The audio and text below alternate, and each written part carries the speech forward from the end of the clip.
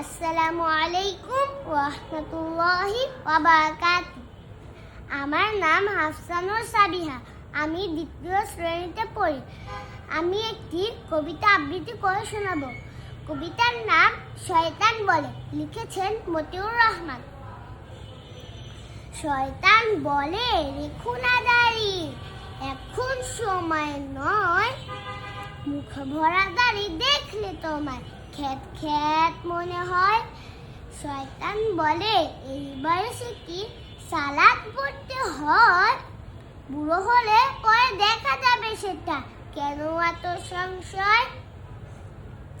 শয়তান বলে, চলো নেশা করি, বন্ধুদের সাথে সিগারেট ধরি, এ কিছু না, একটু একটু সুখটান বিনিময়।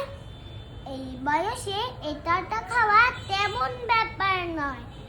শয়তান বলে, সই হাদিসে কি থাকলেই মানার আগে, বাপদাদা কি তোমার এমন আমল কখনো করেছে আগে? শয়তান বলে, পাজামা পরে টাকনুর উপরে বোকা, সমাজ বুঝো না তুমি, এখনো কি তুমি সেই দিনের ছোট্ট খোকা?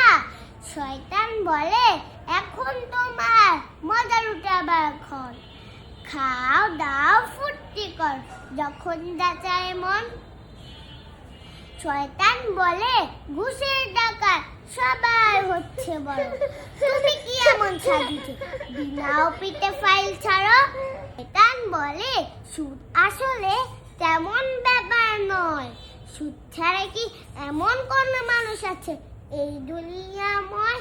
তাছাড়া এটা তো সুদ না রে ভাই, ইন্টারেস্ট নামে চলে, খুঁজে খুঁজে দেখো কজন আছে সুদহীনদের দলে। এটা তো লাভেরই অংশ, চাইলেই নেওয়া যায়, জেনে দেখো সুদের পক্ষে অধিকাংশের রায়। শয়তান বলে, সমাজ দেবতা সমাজই তোমার নতি, সবাই করছে তুমি করলে কি এমন হয়ে যাবে ক্ষতি?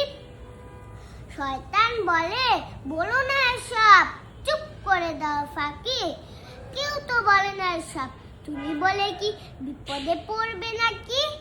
আল্লাহ বলেন, শোনো রে মানুষ, তোমাদের ভালোবাসি, কুপাতে টানি নিয়ে শয়তান হাসে, সুখের অট্ট হাসি।